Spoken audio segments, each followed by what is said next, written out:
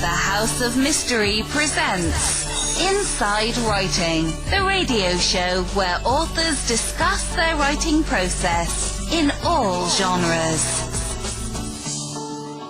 Welcome back to the House of Mystery, and of course I'm Al Warren. Joining me today, we've got a Canadian writer. Look out. The newest book is called Wild Not Broken. It's the Hearthstone Book 2. And our guest is Sarah Kades. Thank you for being here. Thanks for having me, Al. You're welcome. Sarah, how's it going?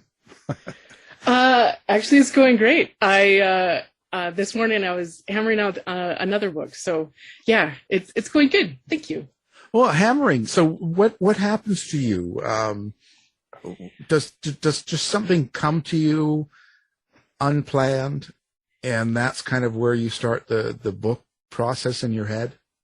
Sometimes, yeah. Actually, sometimes like a flicker or flash of a scene will come to mind, and I'll think, well, that's kind of cool. Like that would make a kind of a funky scene, and then I just sit with it, and then well, that's actually the kernel of the idea for this whole series. Actually started.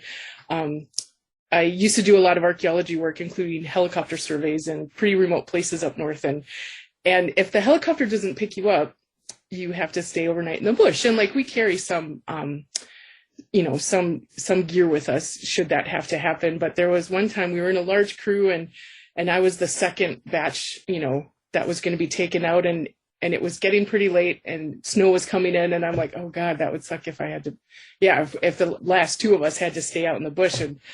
And I actually met my husband on an archaeology dig, and so I thought, well, what if if somebody you stayed in the bush with you actually liked and like wouldn't mind spending the night in the bush with, and that's how the stories just like they avalanche from random stuff like that. So yeah, so when I say hammering out, like when a scene comes and you just kind of run with it, I love that. Being on that frequency, it's pretty fun. That's when you lose time. You're just in the zone, which is awesome. Well, so your characters, not only just the scene, but maybe your characters come to you that same way? You know what? Yeah, actually they do. And I was actually just chatting with some other writer friends of mine. And this might sound weird to your listeners or completely normal. Sometimes writing for me feels like channeling. The characters are so vivid, and they really do talk in my head. Like they're insistent, and some of the secondary characters are sometimes so insistent and let me know that they're going to have their own story, in the future and whatnot. So yeah, it feels like these characters feel so real that sometimes it feels like I'm channeling instead of making stuff up in my head. No, I've heard that before. A lot of fiction writers will say that, and I always sort of think that they're schizophrenic. But I have wondered about that too. Like, if we were to explain, I guess the symptoms that we're experiencing outside of something like creating literary art, what would a doctor or psychologist, what would they assign, from those symptoms, this is what you're experiencing. But in the context of literary art, we assign, oh no, this is just my process. They're not telling you to go out and do weird things, are they? No, they're telling me actually share this with the world so people get along. That's what, that's actually, I guess, a kind of underlying thread, even though they're thrillers. I write eco-thrillers, and that underlining thread, even though there's a lot of tension and a lot of really bad stuff that happens, there's just that currency of hope, or a current of hope, I should say, that runs through. Well, it's interesting. I guess in a sense, that's kind of your subtext. That's kind of a totally, yeah, something you hope people take away from the book, is some sort of a thought or an idea like this. We're getting along, for instance. I just talked to a sci-fi writer that does that quite often, and it was very interesting to hear his points and how he did it subtly without people really spotting it so much. They just sort of get it from the story. But so you're doing the same thing, sort of. So do you have that first, or do you have the story first? Um, Actually, I'm what's called a pantser. So I sit down and see where the characters take me. I can usually pantser a book, a novel to like 50 or 60,000 words.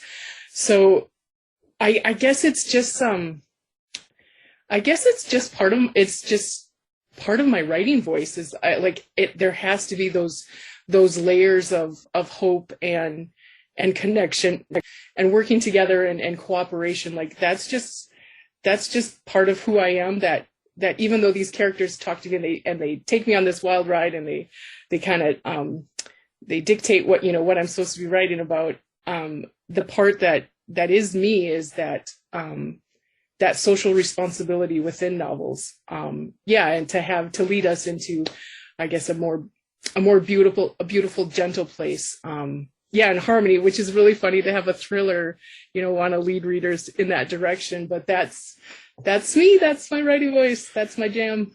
Well, I would imagine that contrast makes it more real. Like it's like putting comedy into a horror in a sense. Not that that's what you're doing, but the contrast helps you get through it. Yeah, actually that totally makes sense. And I also feel that it gives readers an emotional toehold, like to navigate the story and climb the story with me, so to speak, and go through the twists and turns and have those emotional, but also visceral reactions to what's going on, and to care, right? Like writing 101, how do you make your reader care? Well, they have to be emotionally invested in the characters, just like we should be emotionally invested when we're writing them.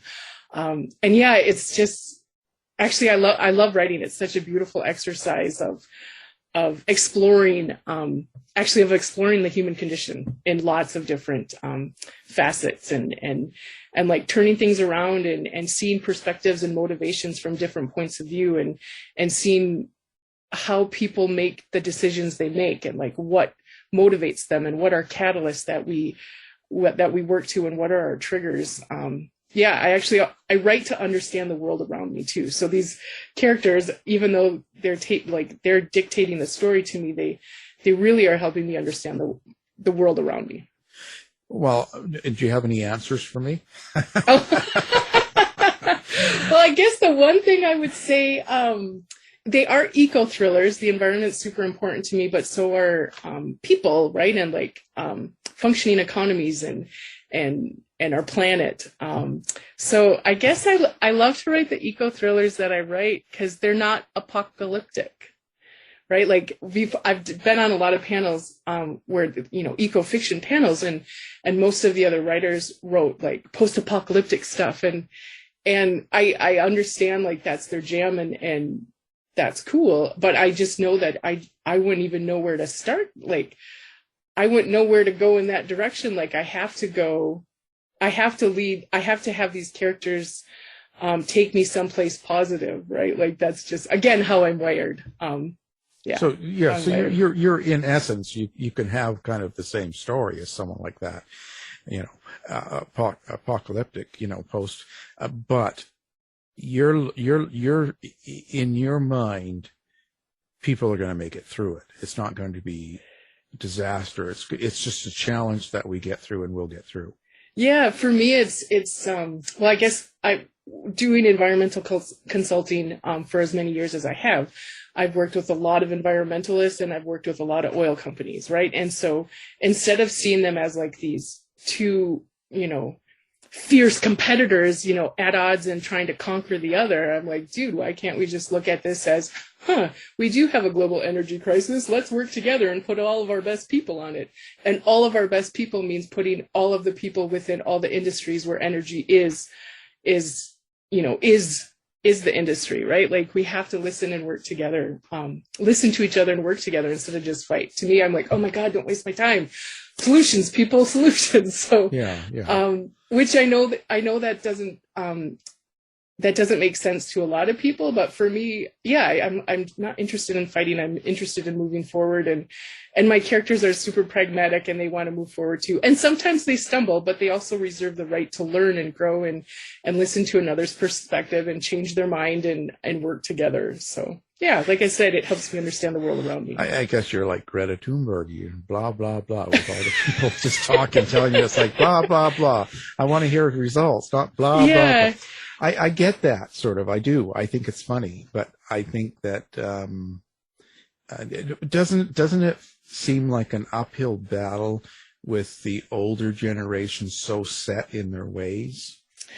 That's a good question. And there, I would actually say in my experience, there are as many of the older generation ready and willing to like roll up their sleeves and let's be willing to change as there are the younger generation not, you know, wanting to stick with the status quo. So in my experience, actually, it's been, it has been different. There's been, you know, lots of people of all generations willing to consider changes and alternatives and like, okay, well, how do we make this work? And there's also been younger folks going, I don't want to change. Like, this is how I, you know, this is what was promised to me. And I don't want to have to pivot from that. Yeah, but I'll be honest, I'm kind of weird artist. So my circles might not be what other folks are.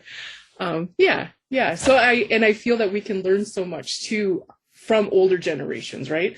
Just like we can learn from youth. Man, what I learned from my daughter, oh my goodness, like it's amazing. And when I volunteered in different classrooms over the years, like, gosh, I'm floored how much I learned from people younger than me, the hope they inspire within me, but also how much I learn from my elders and the people older than me who are willing to share their life lessons with me.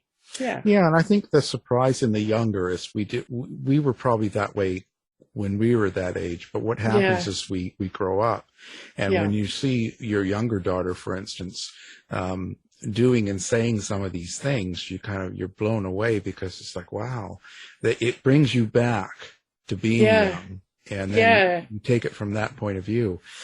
I think this is really an important thing too. Like, you had a lot of years dealing with this whole climate situation and the earth and energy solutions and stuff you were saying. So I'm guessing that this is a very important part of your stories.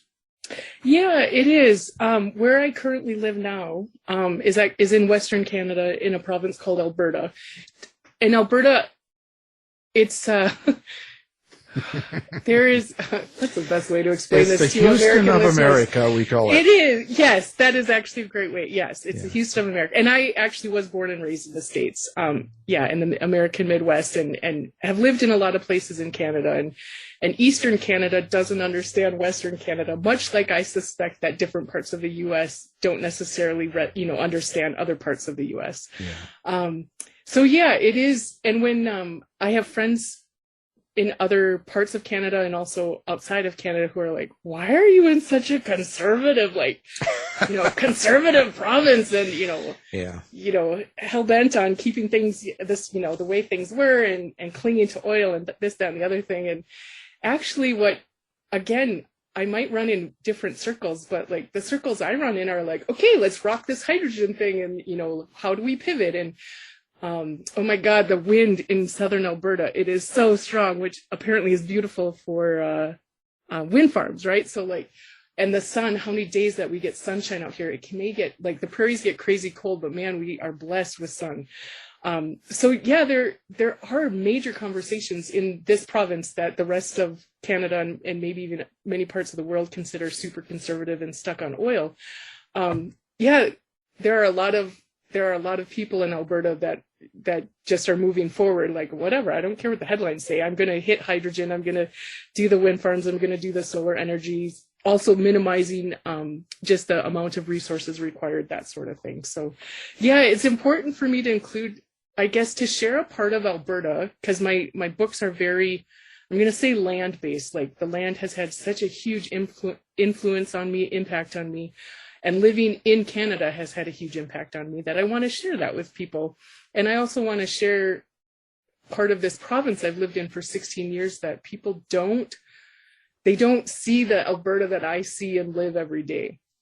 Do I get frustrated with stuff I hear on the news and different things that different folks in power decisions they make? Of course I do. But again, so I write books of how I want it to be, with brighter futures and transitioning and pivoting responsibly and reasonably, and where everybody can pivot together, right? Instead of leaving people behind. Okay, so now you can tell us the truth, right? You actually get on social media and you get really mean to these people that do the things wrong. What? Under a different character, you're someone totally different, and you get on and it's like, and you talk to Premier Kenny, and it's like, no, you don't. You can't do that. I can see it. I have had people who have literally moved out of the province because they have sent letters to their representatives here and have not been, the response was so critical that they were like, oh my God, I can't live here anymore. So I've actually had friends who have moved out of the province for that. I can say that I actually have a social media rule that spread joy. Right? Stay on brand, stay on point, and spread joy. And if my brand is like a better tomorrow by making today cooler and, making good decisions today, then I have to be kind and gentle and not engage like that. Although that would be funny, like the alter ego of Sarah, Sarah snaps. Some evil woman in a computer just going crazy on people. I could see it. Well, I agree, but I'm very on social media. I'm always posting joke things, funny things, cute animals, plus the show and stuff, because I don't get into any of that stuff on social media, because I want people to look at it and laugh. I don't want them to look at it and go, oh yeah, or I don't want to it kind of trigger some sort of a fight or argument about this character or that person or what this person did or said. There's so much of that going on right now. Yeah. It's just like, post something that's funny, or my dog, something that they did that's funny, because if I get a few people laughing, it's better than. You know what? Yeah, because that laughter matters, and that laughter has a ripple effect. I truly believe that smile that you generated, that laughter that you inspired, has a ripple effect. So the decisions that people will make in their day, I feel, will be positively impacted by you sharing that joy in the world. I hope so. I really do want people to laugh. I don't want them to be upset. And there's so much, you can find that fighting on so many places now. It's very easy to find that if you want it. It's super easy. It's harder to curate your list, your feed to solutions or And I guess I also want to say, I totally understand social warriors who really feel passionately about something and really want to help the world move into positive directions. I do recognize that is good, that we have passionate people wanting the best possible world. I just know that my way of contributing to the best possible world is actually writing the books I write that will hopefully inspire people and to maybe consider another point of view or be kinder to their, neighbor or their teacher that day or whatever, so my contribution is the type of books I read. And I'm also, I'll be honest, I'm a little bit older. So social media and I are like, oh man, it just doesn't come as natural to me as a lot of my friends and a lot of my younger friends or colleagues. You mentioned how the land is important. So when you're writing a book, are you writing the scene, the setting, the place that you're writing about? Is it a character too? For me, it is, because for me, it's a very grounding character, right? For me, it is a character. And it's wise and grounding. It is. And for me, when I write, and I don't want it to, pace is super important to me in my books, because like most people, my attention span has shrunk as the internet keeps providing faster things for us to check out and witness and consume and whatnot. So I've noticed my attention span has shrunk, and my ability to read fiction books with slower paces is actually really hard for me now, way harder than it was, when I was growing up or even 10 years ago. So my pacing, I really want to keep quick. So when I want to share the land with people and have people viscerally experience as they're, wrapped up in the world of that I created within the story. I want them to experience it, but also like, but not slow the pace down, right? So yeah, so finding that sweet spot of like enough words that really anchor the reader in the landscape, but also still, keeps the story moving forward at a brisk pace. Yeah. Yeah. So I noticed, okay, now when you write this is a series, right? So that we're talking book 2. So is it, I know you said you pantser. So before you attack a series like this, like when you were on book 1, did you know this was going to be a series? Do you have it all kind of in your head somewhat? That is such a great question. And the answer, when I wrote book 1, I didn't know it was going to be a series. But I started writing, I started writing book 1, and then I also started writing book 2 and book 3 and book 4. Book 4 I actually thought was going to be a short story. So this was, I started this series, I want to say like 8 or 10 years ago. Yeah. So yeah. And I thought they were going to be like standalone books, but then I realized that no, these characters needed to be, a cohesive family and a series. So I had the starts of 4 of the books. So even though I pantser, I had the starts. So I don't know I guess I don't know the language to say. I pantser the books, but then I had like this, I knew what I had to weave in to like link the 4 books. Right. So you kind of know the ending. You kind of know where you're going to, but you have to get there. Yeah. And actually, it's funny because I'm so keen on letting the characters drive. The end of book, the end of book 3? Yeah, book 3 is coming out at the end of June. When the end of book 3 happened, I actually burst into tears because I'm like, oh my God, what do I do now? Like, oh my God, it was so like, what am I going to do with book 4 now? Because the characters took me to a place I wasn't expecting them at the end of book 3. And I also want each book to be satisfying as a standalone, right? Because sometimes you encounter a series and, like not the first book, but like the 5th book or whatever. Yeah. So I want each individual book to be satisfying as a standalone, but also be super satisfying if you read them in order for those readers and fans who want to read them in order. Yeah, so it's there are some rewrites that need to happen. So, and I actually wrote book 3 which is Not an Easy Truce. That's releasing the end of June this year. I wrote book 3 before I wrote book 2 because the characters of book 3 were chatty. They were chatty, and the characters of book 2 are like, we're just going to be quiet for a bit. So I'm like, oh, okay. So this series, I've written each book, like parts of each book, in no sequential order, which is not the most efficient way to do things. And other writers who listen to this will be like, oh my God, woman, you're crazy. Yeah. Yes, but again, my process is not linear, and I let the characters drive and trust that they'll take me someplace awesome. You're really stressing out some of those other writers right now. Yeah, I've actually like co-taught workshops with people who are meticulous plotters, and man, do I have shock and awe at the meticulous plotters of the crowd, like, oh my goodness, because I tried it, and it was the worst like 7 months of my life. So that's when I really tried to fit, I tried to fit in the hole that wasn't me, and yeah. Well, they're biting their nails right now. Just so I know. I don't mean to stress you guys out. I'm sorry.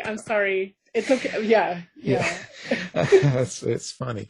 Now, okay. So your main character is Lillian Morgan. Is that right? Yeah. Okay. So how much of you goes into Lillian? Like what part of you goes into Lillian? You know what? That's a good question. I do this for a living, so. Yeah, that's such a good question. Well, maybe because she does stuff that I think would be neat, like right. Being a courier for MI6. That sounds super fun. Being a war correspondent sounds terrifying. Super important job, but also super terrifying. I guess how she like the rewilding that she goes through. Yeah, I guess that's how I resonate, because it feels, writing this series has kind of felt like a renaissance within me. Because I've been writing, like my first novella was released in 2009. So like for years, this has, I was dabbling with writing, and I just like really kicked it into high gear in the last few years. So yeah, I guess I love that she just kind of went for life. Well, she kind of had to, I guess. She kind of had to. Yeah. So I guess the rewilding, and for me, it's been a renaissance. Yeah. Yeah. Yeah. So what was it? What was that thing that happened to you that initiated having the courage to actually write and let other people see it and have it published? I mean, oh, like back in 2009? Yeah, whenever it happened for you, what is it? Can you pinpoint kind of what it was that made you, and I say this courage, or I say feel brave enough to publish, because when you publish something, there has to be a certain amount of courage, because it's not just letting your family or friends or coworkers see it. We're talking about you put it on there and everybody and their dog can pick up your book and then read it and say something about it.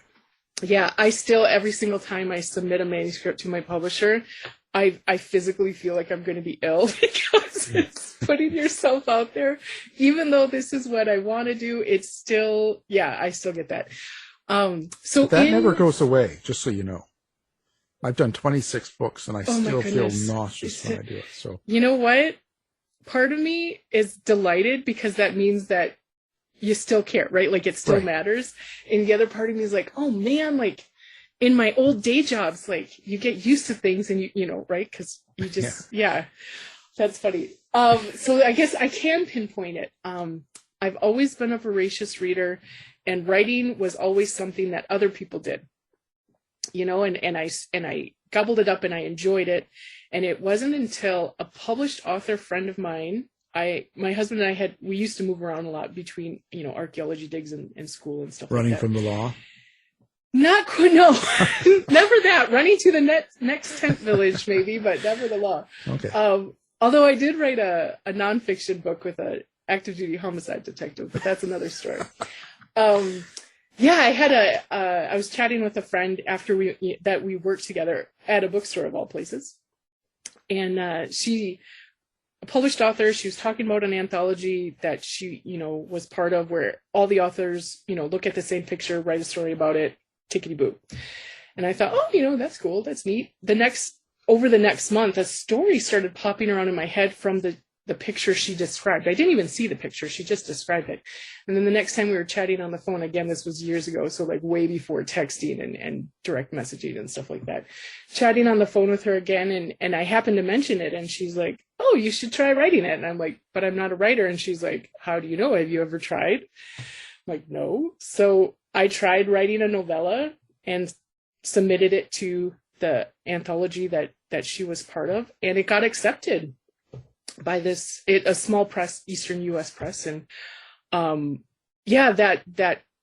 toehold, and I know I mentioned toeholds before. It's amazing what happens when you get the smallest toehold, how that can let you reach something that you didn't even think you wanted, right? Or didn't even know was possible. And so that initial publishing of that first novella, that first manuscript that I wrote, made me realize how much I loved writing, that it was super fun, and then I wanted to learn more and do more and keep going at it. So that was that moment. And to this day, I'm so grateful for that friend. And she's like, Sarah, you're the one that wrote it. Yeah, but she introduced me. She gave me that opportunity, and that's one of the things I want to write into my books. And sometimes people are like, do coincidences really happen like that? I'm like, yes, coincidences happen, or those boosts up that you can give another person or other people give you, those moments in your life where you're like, holy crap, my life changed right there. That moment was, changed my life. And that moment, what she did completely changed my life. And now that you're a big star, you don't talk to her anymore, right? She's blocked. Actually, I do. I always send her the Christmas email, reaching out, Yeah. No. And it's so funny. I can tell she's like, rolling her eyes like, Sarah, quit thanking me. It's been years. Yeah. But it mattered to me. It matters. Yeah. And it's good to stay in touch like that, I think so. But, well, that's interesting. So it seems like, your creations, your books are very important to you. And at the end of it, so when you send it into the publisher and you get over your morning sickness, and it gets accepted and it's going to be, published and go through that, it comes out. What does each book bring to you? How does it change you, do you think? Actually, each book adds to my confidence. And I remember, I'm active in our local writing scene, and we have a major international writing conference here. And I remember there was a woman who was sitting in the audience, and she looked over and she recognized me because she actually had heard me present, and she's like, "What are you doing here?" And I'm like, "What? Like, are you kidding? Like, you never stop learning. Like, that's why I love this medium. You never stop learning. And it's just something that you can keep getting better at, and you can keep exploring different nuances. And that, I love this medium for that, because you can keep growing. And so each book that I write, adds to that, I guess, my backstory and confidence to keep going and to take more artistic risks. And so and you're right, each book does matter very deeply to me. And I share a lot about myself with the writing, and I try to really include a lot of heart and soul into it, because I want readers to have the best possible reading experience they can have. So I guess each book just adds to that, my backstory and the confidence to keep pushing boundaries and grow as a writer and grow as a human being. Yeah, I think that's important to be real and share a lot of your own feelings, emotions, thoughts, and stuff in your books.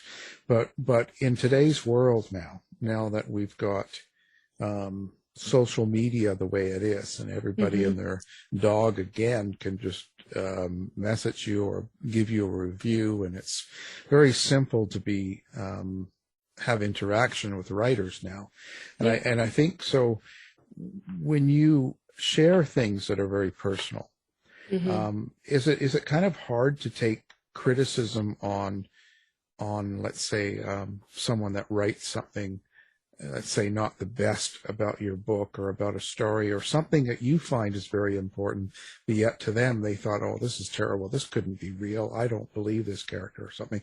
Does that sort of make you feel a little exposed, or a little bit, does that sort of get to you? Or I think the initial rawness that I feel when I release a book, send the manuscript in knowing like, okay, the train has started.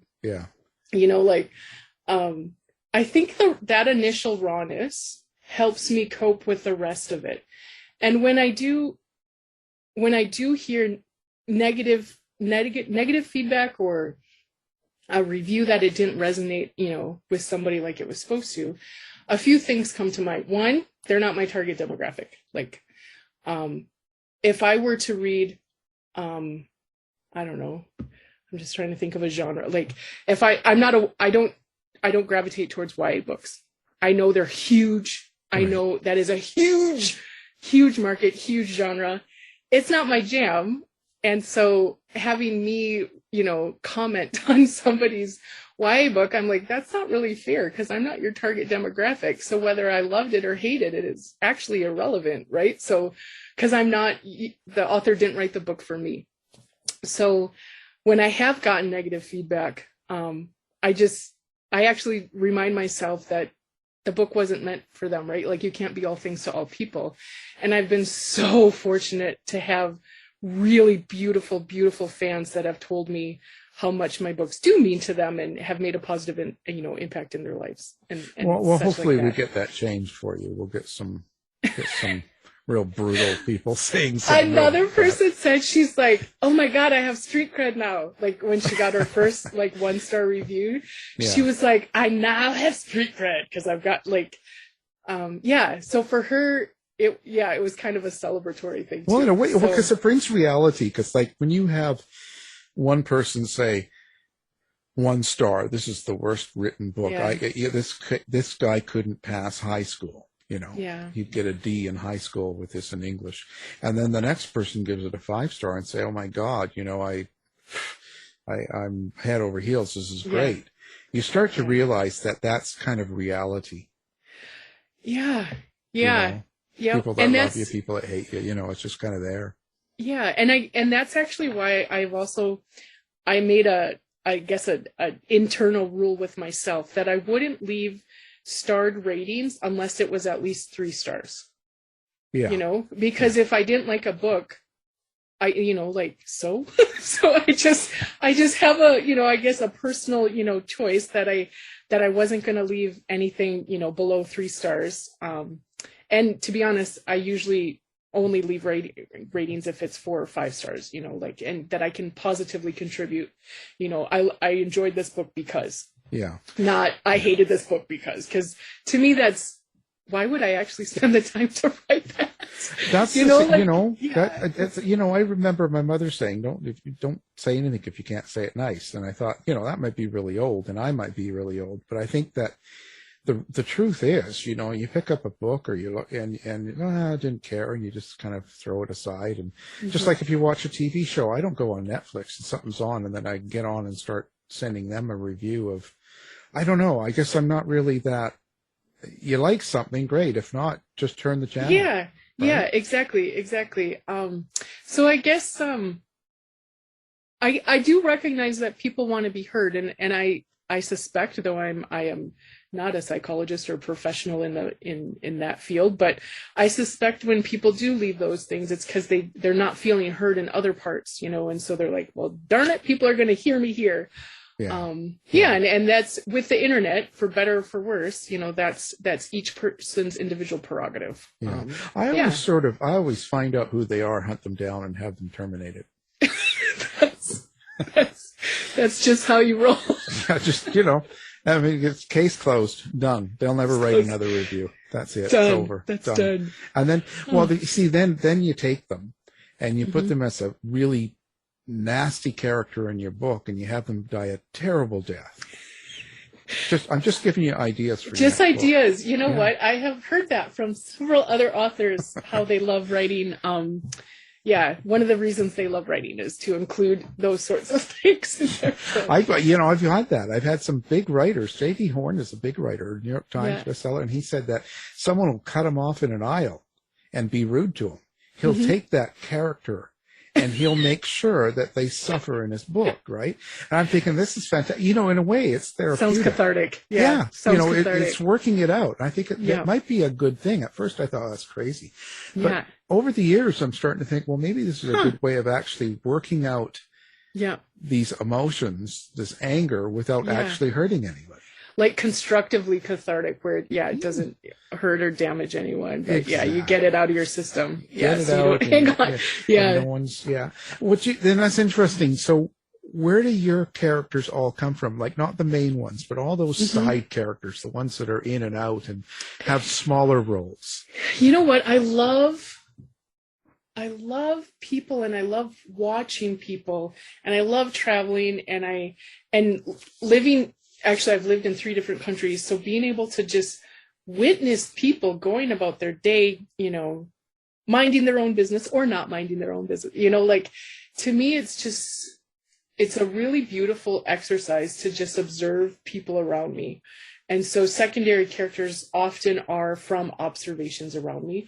I will share that a lot of my secondary characters from Wild Not Broken and also Not an Easy Truce kind of spun out of my experience writing that nonfiction police memoir with the homicide detective.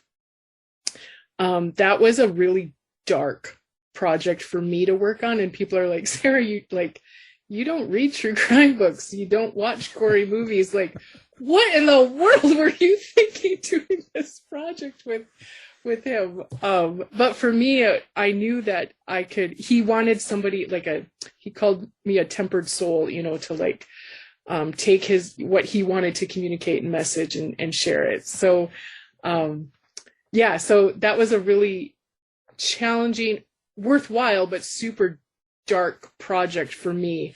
And I learned a lot about actually law enforcement and emergency services and people having the worst day of their life, actually. I was exposed to something, and we talked earlier about peeking behind the curtain before the show started. So I had a chance to look behind a curtain I'd never seen behind before. And so that experience actually was more traumatic for me than I had anticipated. And so writing, the next 2 books in this series helped me process that. For Right. sure. Right. Yeah. So you're still hearing voices and I'm still hearing drinking. voices. Yeah. And drinking. Yeah. Wine, beer, scotch. Still working through it, right? But it's this process that keeps going. Yeah. I actually started studying Buddhism during it because I knew that I needed to refine my center. And which is really funny because the homicide detective that I was working with, he looked at like the look on his face when I'm like, I'm too stressed out, and because I'm like, as far as he's concerned, I'm like the most chilled out person in his sphere, right? And I'm like, no. Yeah, but different world. Different worlds, yeah. Well, it's interesting too. And this book came out, you said, in January of this year. Mm-hmm. So I'm thinking that a lot of the process was happening over the COVID and COVID lockdown and stuff. And I'm just wondering, and I ask this of a lot of writers in different types of writing, that how do you think this influenced your writing? And do you think that seeped into your writing somehow during the process? Yes, it did. Actually, COVID makes, or post-COVID, post-pandemic makes an appearance in book 3. And actually one of my beta readers, she commented on, like I mentioned, like I wrote book 3 before I wrote book 2. So this was like a year ago that, she did the beta read for me. And for her, it was, oh my God, like she wasn't expecting to have a post-pandemic reference in a book so soon. And for me, like, again, I write to help me understand the world around me. And so having, and travel is super important to me. I love seeing new landscapes. I love watching the sun come up and set in different places and hearing different accents around me and tasting different food. And with COVID, with the pandemic, I didn't do that for 2 years. And that part of it was very upsetting to it was very upsetting to me because those are things I really, really value as a life experience, or, I guess a way to live life. So it did seep in. And if these 2 books were darker than the first one. And I suspect it's, again, like those pandemic blues when you're just like, oh my gosh, the world is sad right now. And I certainly felt it just like so many others did. So yeah, I would say, also the needing to write about people from other countries coming together, right? Like coming to North America and that sort of thing. Because I was missing my friends in other countries so bad. So yeah. Well, so when you sit down to write, do you sort of have to be in a certain mood? And I say this in the fact of, let's say there's nobody home, the old man and the kid's gone for, let's say, between 11 and 3 today. So can you just kind of plan it and go, okay, there's nobody here between 11 and 3. I'll sit down and I'll write. Or do you have to be turned into a certain mood in order to actually write? You know what? What flipped before, I thought I had to be, in a particular headspace to sit down and write. And then I got my first artist grant where I actually had to deliver, right, in a finite amount of time. And I got that artist grant actually before my new publisher. Yeah. Sorry, I'm just trying to think timelines. So that, and I've spent the last 20 years as an environmental consultant. So for me, consulting work is very, like, you have to turn it on when you're at work, and that's just it. And there's no, like, am I feeling like being a consultant today? Like, that's just not how it flows in environmental consulting, right? And so I actually had to turn on the consulting skill sets within me as I wrote Not an Easy Truce, because the grant was for that project. So I had to go, well, I don't know if the muse is going to talk today, but I have to get my butt in the chair and listen, so I'm available if the muse talks. And what I learned, at least within my process, is that every single time I have my butt in the chair, the muse talks. And sometimes I actually have to write a scene I wasn't anticipating writing that day, right? Like, it might not be sequential because the characters talk to me as they talk to me. And I do different things to like set the tone. I have my own studio. And so I have a space in the house. I'm really lucky to have my own space so that I can have the ambiance, what it needs to be, in order to like cultivate and nurture. I'm sitting down to write. It's time to write. And it's like those cues, right? Like you can, all those sleep manuals, like have a sleep, ritual when you go to bed and you'll fall asleep easier, those sorts of things. Well, I made different writing rituals, like, okay, this is what I'm going to do to prepare myself to get into the headspace to write. And it's actually been super effective. So there is a lot of coffee involved. I will share. Yeah, I was going to say, what triggers do you use? Like some people use music, some people use drugs. I mean, like what? Yeah. Well, for me, caffeine, I'm not going to lie. I love caffeine. And I've actually I keep it tempered. I have like 2 cups of a French press, like normal French press, and 1 espresso a day. So I keep my coffees down to 3 a day, which, yay, that's high for others and low for still others. So coffee is part of my ritual. And even like making the French presses in the morning, like that's part of the ritual, preparing for the day. When I'm actually in my studio, depending on the scene, and I'm a super intuitive writer. Actually, I tend to live life intuitively. So sometimes I'll light incense or put the diffuser on if I'm like, oh man, I just need something to set this space. I have a particular light that I turn on for certain things and another light I turn on for other work, because I still do some environmental consulting work. Right. So yeah, just basically it's like setting the stage for writing. So so far, knock on wood, it's been very effective. Well, and so what is your research? What kind of research do you do to put together one of your books? Well, I'm so grateful for the internet. I'll be honest, I don't know how authors did it before it, because I'll be writing and then, like, for instance, at the start of this book where Lillian's actually, she's being tried for treason. It's the courtroom. And then I actually looked up, well, where do those sorts of courts, what does that courtroom look like in the UK? And it's in London. Where in London? Oh, it's the Old Bailey. Old Bailey, that sounds fascinating. What does that look like? So I do a lot of research on the fly. And the archaeology stuff I've done in the traditional knowledge studies and indigenous knowledge studies I've done, research was a major part of the environmental consulting work that I've done. So that background has really helped me with researching quickly and effectively, so that I can communicate it to readers, right? Like, because I've never been to the Old Bailey courthouse in London, or that courtroom, like, but the internet provides me photos. It's amazing. Yeah, it's obviously, pretty good. When you research, you want to make sure that you're at a legit website and like these are for realsy pictures and this is actually how it is, so there's of course due diligence and checks and balances and stuff. But I will look up stuff as I go. When Colt, in Lillian's counterpart in here, he's a bull rider.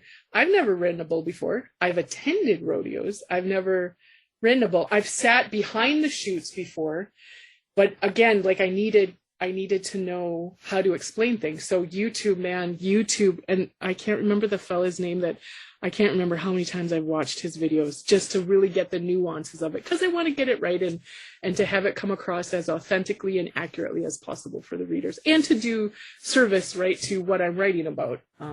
I did not contact MI6 to check with their careers. No, we know even better. You probably work for them. Come on. Well, I did immigrate to Canada, right? Well, there we go. See, we know what's going on here. You got Exactly. this big plot. I think call it New World Order, right? Isn't that a band? Well, it was, but we're talking. We know what's going on here. Secrets, yes. The the fiction writers are taking over the world. Yeah, oh, of course. One gentle review at a time. Yeah, it's all fake. Well, okay. So how do you like to interact with people, and what are, like, do you have social media? What do you like to share with readers, and also website? I am, nobody believes this, but I'm actually an introvert. My husband laughs when I say that. My mother-in-law laughs when I say that, but I really am. So interacting with readers, to me, I always have to like, psych myself up, because again, you're putting yourself out there and you really hope that your books resonated with somebody. And it's so cute because I've had so many positive, beautiful experiences with readers. And I'm like, why was I so nervous and worried? So I do a lot of, well, before COVID, I did a lot of in-person events, a lot of guest appearances and stuff like that. Through COVID, I've done a lot of Zoom appearances and like presented on stuff and that sort of thing. I have a newsletter that I love. I love seeing when people open and like, yeah, respond and interact that way. Website, yep. Social media, I'll be honest, I talk more on social media during the warmer months. And I know that might sound weird, but I have a natural tendency to like hibernate when the fall and winter, and then like be more outgoing in spring and summer, and then like super internal in fall and winter. So I wish I could like be that author who's like sporadic on social media and that be okay. You know, the rules of social media are like, you must be consistent and have great content always and post every day. And I'm like, oh dude, that's not me. And the reader will know, like, they'll know that I'm just like grasping for cool content. So I try to go for quality and not quantity for social media. So for your viewers who are awesome at social media, I'm in awe at you and I applaud you, and I will aspire to be better at my social media presence. So what is your website then? It is sarahkadesgraham.com. I used to keep my fiction and nonfiction separate, but I just want to write. So yeah, I was spending more time attending to websites and whatnot. So yeah, I just amalgamated everything. So it's, sarahkadesgraham.com. Well, that's not too hard. We'll have that up on our website, and people can find you with one click in Sounds case good. they can't find it for themselves. And I'll tell you, certainly been interesting. And you guys actually have summer months in Calgary? You know, we do. Although, it's been weird. It was like -20 this morning when I woke up, and I'm like, seriously, it's like March. Come on, guys. Come on, Mama Earth. It's March. Yes, it is crazy, the weather here. But summer is coming. Summer is coming as our beverages on the back deck. Yeah, summer comes. It's like, it's June, and all of a sudden it's September, and you're getting the white stuff again.